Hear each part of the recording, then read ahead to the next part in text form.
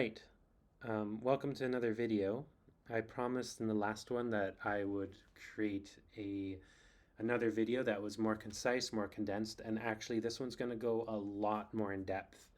I also created this cool visualization tool. I can just focus. So this is sort of a custom Svelte-like framework that we're going to be working in so that you kind of understand how signals work. So as you can see, you can kind of like watch how things change. You can pause it and see how things are marked as dirty.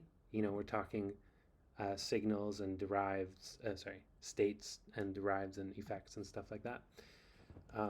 But that will be in the next video. So for this video, we're just going to kind of go over the basics.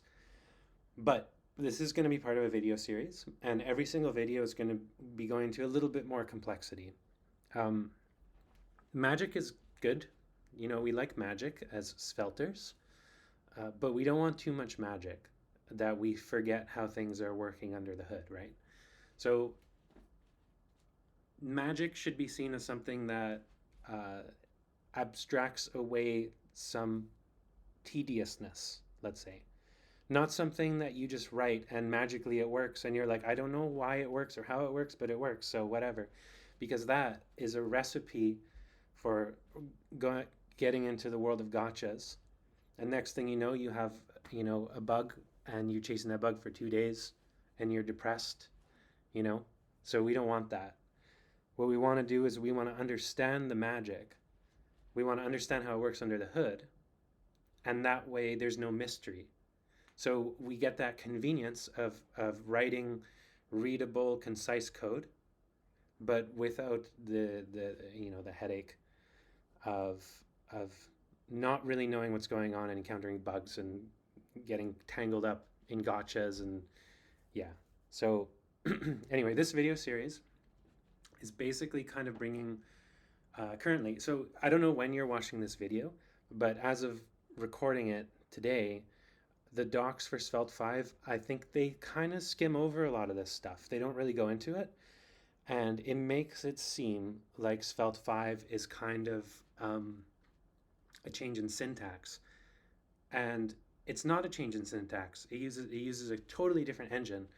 And I also think that in the introduction video that Rich Harris made, he didn't really emphasize the heart of signals and what makes them different from stores and what makes them mostly better.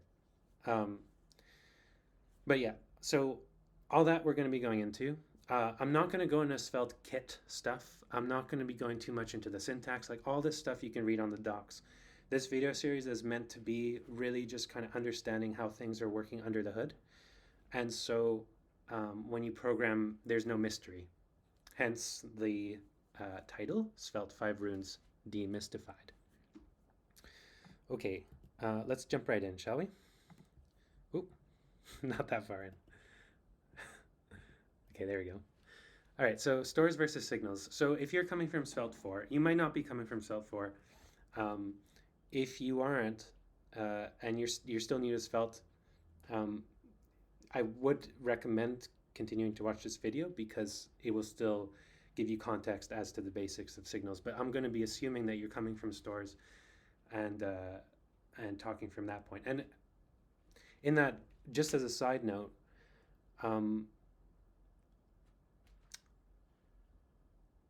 when it comes to learning about this stuff, like how stuff works under the hood, you get back 10 times more than you put in. Like that's kind of, the rule of thumb. Maybe even more, maybe 100 or 1,000, I don't know. But I would recommend, like after this video, you can take what you learned, run with it, have fun. But if you stick around and you watch another 5 minutes or so, I guarantee you, if you're going to be working with Svelte in the future, you're going to be really grateful. There'll be times that you'll be grateful, be like, I'm happy I stuck around watching that extra little bit of complexity because I know now, I know what I'm writing and I know what's happening. And I know that all the places where I would otherwise get tangled up. So I would recommend just sticking around a little bit more, learn a little bit more, learn about your framework. It's your baby, it's like Um, uh, I mean, I like to use the analogy of a car. The truth is, I don't really take care of my car that well nowadays. But anyway, so anyways, let's just stop talking about cars for a second. So stores versus signals. So Svelte 4 uses stores. Um, a store, the main difference between a store and a signal is compile time and runtime reactivity. So in Svelte 4, you write the code, and just for now, I'm strictly talking about components. So forget about library files because that's a little bit different. Just components. You write your code, you write your template syntax, you write your scripts, all this stuff. That code gets compiled. And what happens is that compiler will go through your code and it will see, oh, okay, it looks like you're accessing a store here, so let's wire it there. This depends on that, that depends on that, that depends on that. All those wires are created at compile time. And what's shipped to the browser is kind of like a little spider web.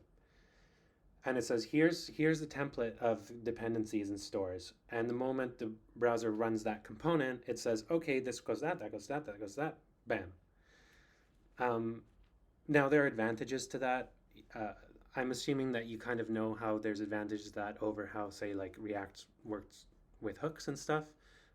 You do get kind of fine-grained reactivity, but it's different than signals because with signals, and this is going to make more sense in the next slide, by the way. So I'm just kind of going over it briefly.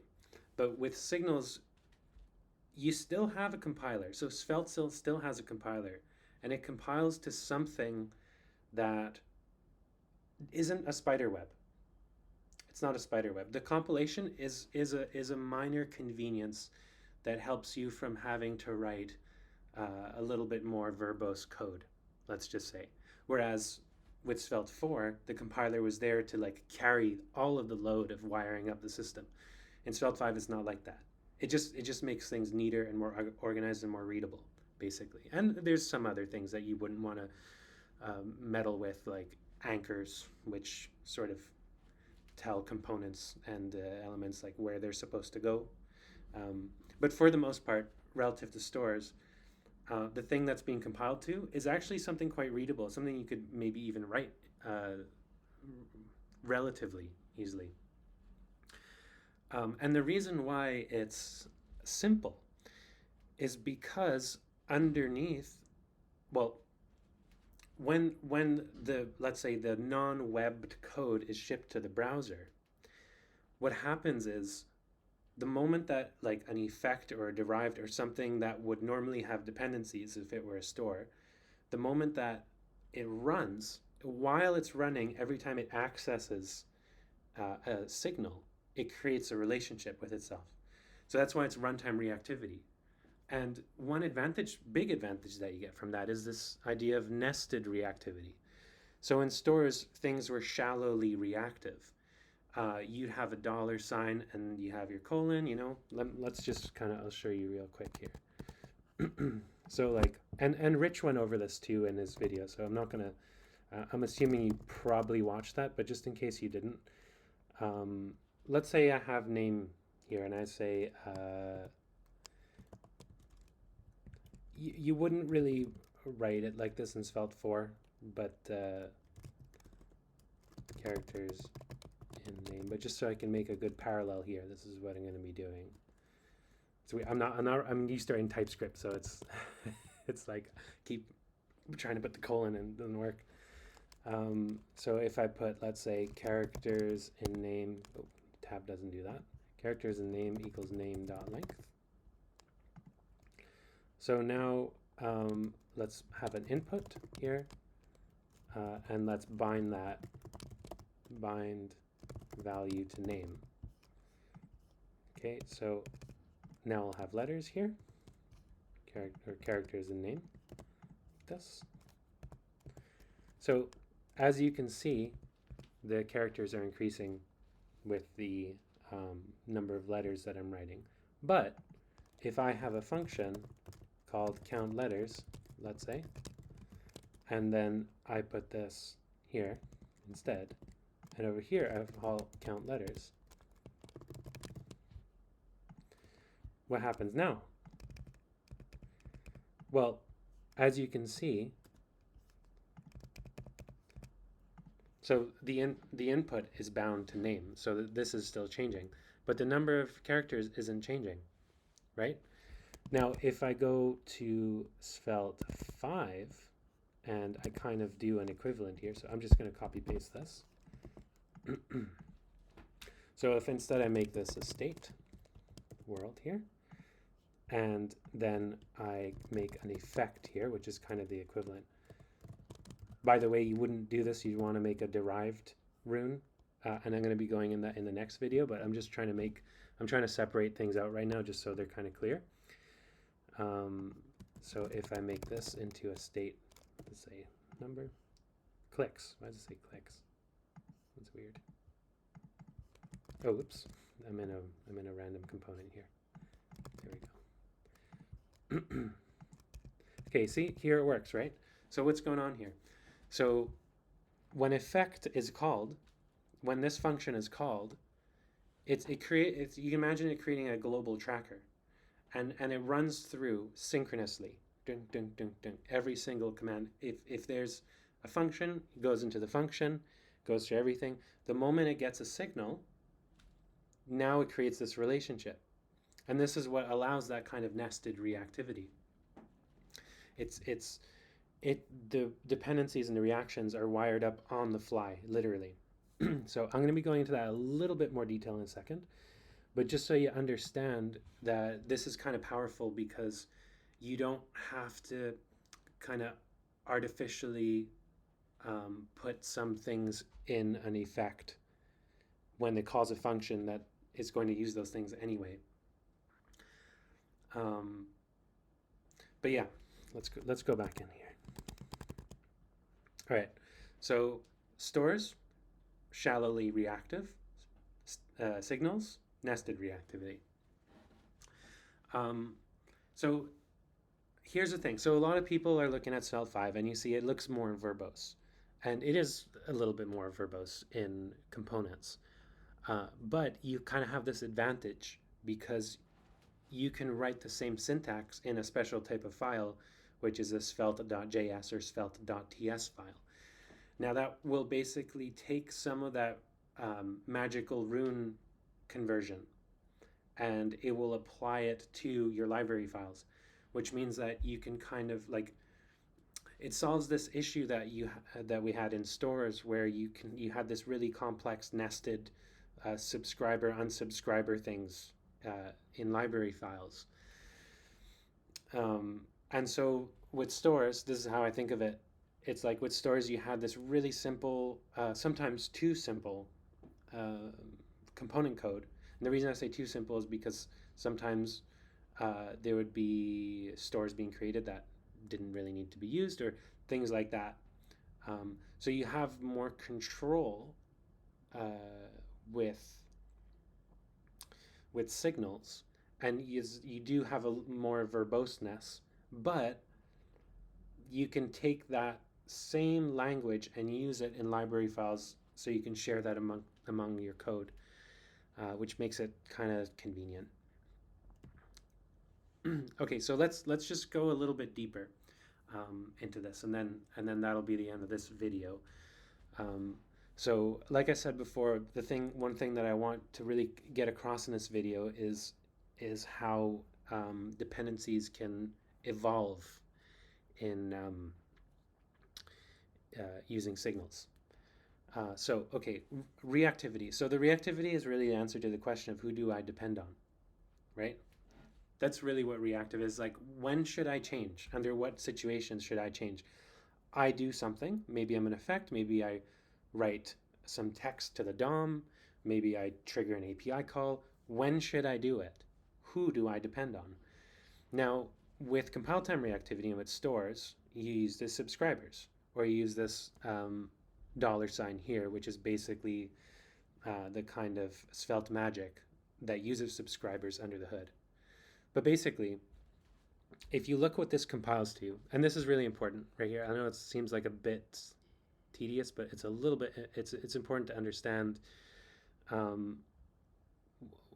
it's important to understand this because you'll really appreciate the difference between these two reactivity systems. So fruits equals apples or pears, right? So in compile time reactivity, it will literally look at this line, this block of code, and it will lexically go through it and see if there are any references to anything reactive. And so, apples are reactive, pears are reactive. And so fruits equals apples or pears. It will literally look fruits equals apples, reactive, pears, okay, that's reactive too. And it will compile to this. Now this 3 here that you see is kind of a bitwise thing. So if apples is 1 and pears is 2, then 1 plus 2 is 3. So this 3 is basically saying like apples and pears. And so this will basically kind of just is a way of saying if ever apples or pears is dirty, rerun this. And you'd think like, oh, that's what we want, right? We want this to run when either apples or pears changes. Not true, not true. And this is where the kind of the signal efficiency steps in. Because if you look at signals, so if you think logically about what's going on here, and this double, by the way, I wrote double here, I meant to write fruits. So I'm just going to call this fruits. The signals, the way they work is, so this derived is basically apples or pears. Now, if you think about what I was saying before about how runtime reactivity works, about how when something runs, when an expression is evaluated or a function is called, it creates a context, and the context has a global flag that says who is running this. And the moment that this function runs across a signal, it'll look to the global flag and it'll say who's running this. And in this case, this derived fruits would be like, I'm running this. Nice to meet you. I'm fruits. What's your name? Apples will be like, I'm apples. I'll let you know next time I change. Right? And that the relationship is created on the fly. So you basically have apples or pears. Now, if you think about it, if you're an astute observator, as I like to say, you'll notice that if apples isn't true, this function will finish. It will exit and it will pop. And then it'll never get to pears. And so this fruits would never develop that relationship with pears because it would never get there because it's runtime reactivity. In compile time reactivity, the compiler saw in the future, said, oh, pears is in this block. It should be reactive to that, right? But it's not the case with signals. Now you might think of that and think like, well, that's not good because we want it to change when pairs change. But that's exactly not 100% correct. You do want it to change when pairs changes, but only if it would change if pairs changes. Only if the fruits would evaluate to something different. Now here's the thing. If apples stays the same, it doesn't matter what happens to pairs, right? And that applies to something like, with very few edge cases. If you have something, let's say, to do with time or some non-reactive global variable that you're checking or something like that, for almost every purpose, this will evaluate to the same thing every time, right? So the only time that pairs will actually matter is apples is set to false. So here's what happens, right? So apples will get set to false. That'll trigger a rerun. The moment this rerun happens, the fruits will kind of say, okay, I'm clearing my relationships. Let's start from scratch. And it will go through all of these. It will go through the function, right? And it'll say, okay, apples. And apples will be like, I'm false this time, but still setting up that relationship. Now it'll get to pairs. And they'll say, what about you, pairs? And pairs will say true or false. And it'll create that relationship. See, now it's reactive to both of them. And that's the thing. That's this idea with like these evolving dependency graphs that change over time because their requirements change over time. Now, if you think going back to stores, this is not really efficient relatively speaking. Obviously, it's more efficient than some other ways of doing reactivity, but it's not efficient because it will run when it doesn't need to. Even if there's some system in place where if fruits is a reactive store and the value doesn't change, then it won't call subscribers. Sure, but this entire function, this apples or pears, is going to run all over again. Now, in this situation, apples or pears is kind of it's not a very expensive function, but there's no point of running functions that don't need to be run. And there's no point of clogging your memory with relationships, dependency, links that aren't needed. And that's the idea with signals. Now, there is a really important thing about this. And this is sort of maybe the first kind of gotcha, that if you don't know, you'll get got. And that is basically that you have to understand when this function, this expression, will be evaluated. It won't be evaluated every time, as I hope I made this clear, right? It won't be evaluated just because pairs changes, right, in this situation. And so you really have to think. You don't have to think a lot, but you have to have a little bit of forethought. If you're putting like some sort of console log in here, something like that,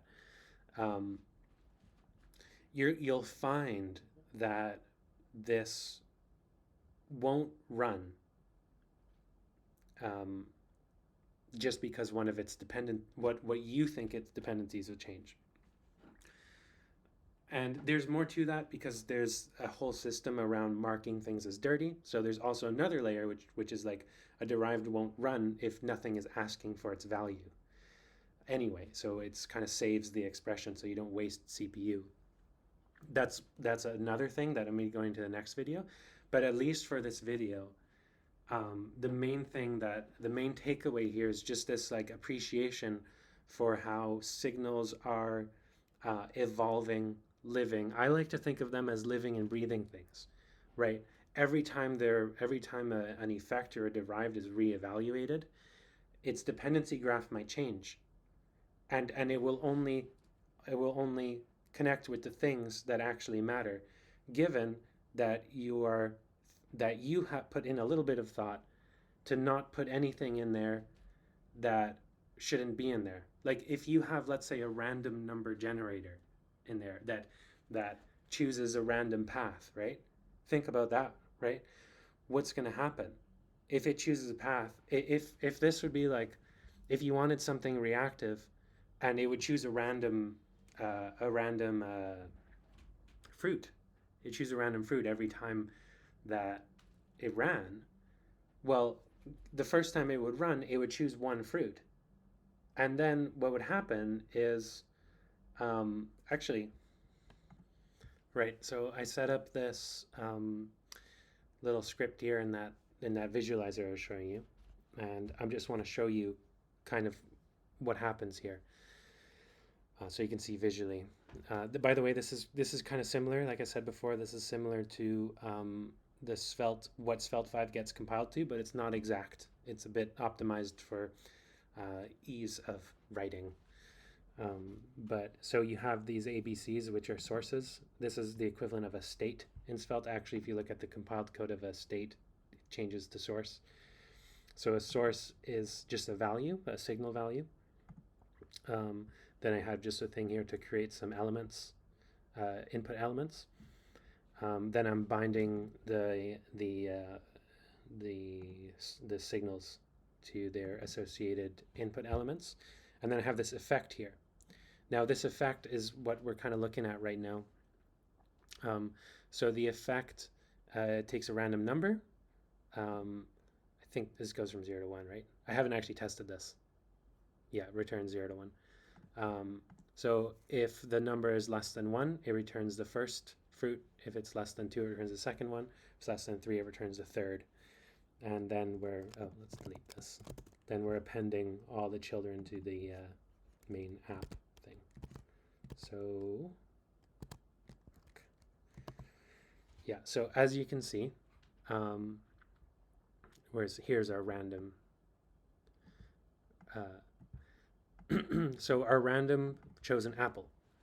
And if it was Svelte 4, you would look at this effect, which would be a dollar sign in this case, and you would see that because there's three of them, that would mean that every time that we get a value from them, the compiler would be like, oh, rerun this. But if you look at this visualizer, you'll see that it only depends on fruit A. And that's because the runtime reactivity only hit fruit A. And so if I change pear to pears, or grape, or I change banana to what other fruit is there? Plum. Um, like you see that it's nothing's going to happen. But if I change apple to what? I'm going to write in here so I don't put letters. With another fruit, orange. So I'm going to change apple to orange. And now that reran again. But it reran and it got grape. And you can see what happened is it kind of removed its dependencies. It ran again. It got to fruit C, or this is fruit B actually. That's part of this, right?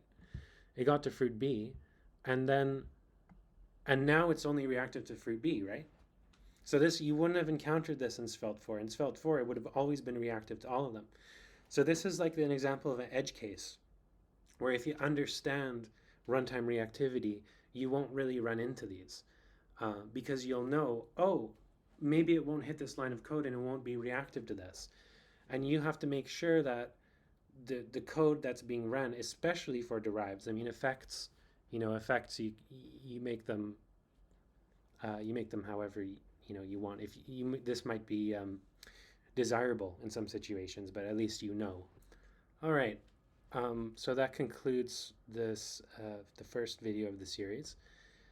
In the next video, I'll be talking about when we should and shouldn't use derived, because the thing about signals is that they do have nested reactivity, so you don't actually need derived because you can just use a function. That any function that accesses a signal is by its nature reactive wherever it's called inside a reactive context, like an effect or another derived, for example.